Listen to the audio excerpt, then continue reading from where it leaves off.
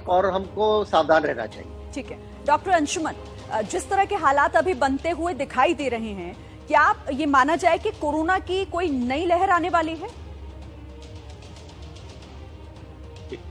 शिरीन, देखो, इतिहास से हमें सीखना चाहिए। 1918 में स्पेनिश फ्लू हुआ था, 5 वेव में 50 मिलियन लोग मरे। उसके बाद भी लोग दहशत में रहते थे कि पता नहीं नई वेव आ जाएगी, कितने लोग मरेंगे। सेम कोरोना के सेकेंड वेव के कारण दहशत है। लेकिन डॉक्टर पारिक ने बिल्कुल सही कहा, हिंदुस्तान की हालत बिल्कुल अलग है। ओमिक्रॉन को हम लोग पूरी तरह, ऑलमोस्ट पूरा कंट्री झेल चुका है।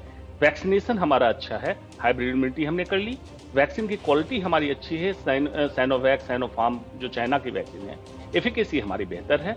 दूसरा, हमने मास्क हटाया था, चाइना ने अभी तक दिसंबर फर्स्ट वीक तक मास्क नहीं हटाया। तो जो लो वायरल लोड से बूस्टर डोज काम करता है नेचुरल वैक्सीन जैसा, ये नहीं उनका हुआ था।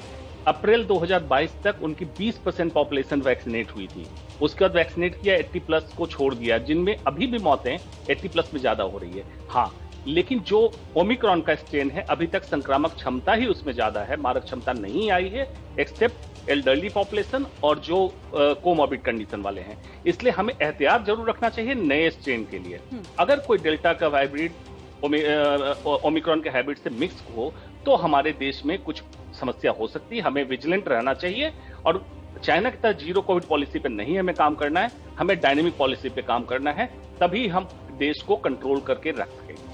ठीक है, यानी आप भी वही बात कह रहे हैं कि पैनिक नहीं करना, लेकिन हाँ, हमें अलर्ट रहने की बहुत जरूरत है। कि हमको ये समझना ही चाहिए कि जो नंबर चीन से आ रहे हैं वो गलत नंबर है, और ये समझकर कि ये बहुत डेंजरस सिचुएशन है, क्योंकि हम नहीं जानते क्या हो रहा है।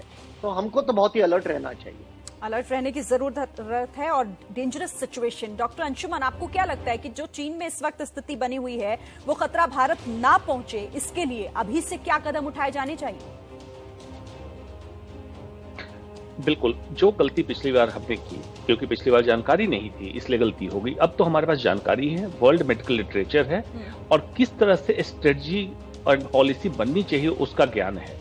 तो हमारी पॉलिसी, जैसे कुछ बातें हो रही है कि बेइजिंग या चाइना के किसी सिटी से निकल के फ्लाइट वाया मीडिया भी अगर दिल्ली पहुंच रहा है तो उसका एहतियात ये हमें करना होगा।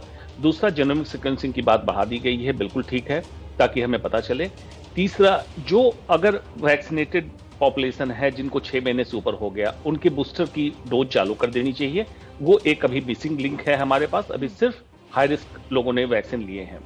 तीसरी बात, जब WHO का इन्वॉल्वमेंट होता है, UN का इन्वॉल्वमेंट होता है, इसमें हमें यह चाहिए कि चाइना से एग्जैक्ट सारे फिगर, सारे फैक्ट्स निकालने चाहिए, जो 3 साल में हम नहीं निकाल पा रहे हैं। हमसे मतलब है पूरा वर्ल्ड ये नहीं निकाल पा रहा है, उस पर प्रेशराइज करके निकालना चाहिए। मेडिकल में ट्रांसपेरेंसी एक टूल है जिसके तहत हम किसी चीज को कंट्रोल एंड कमांड कर सकते हैं।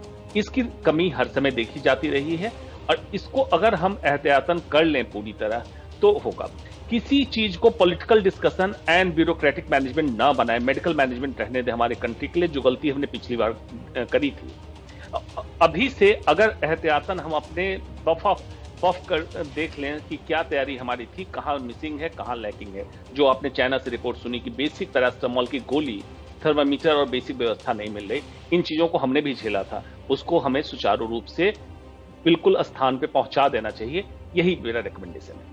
ठीक है, डॉक्टर राजेश पारिक जी, ये तमाम बातें आप लोग लगातार हमारे दर्शकों तक भी पहुंचा रहे हैं, और जाहिर है कि हमारी नजर उस मीटिंग पर भी है जो मीटिंग आज सरकार करने जा रही है, स्वास्थ्य मंत्रालय की तरफ से समीक्षा उसमें होगी।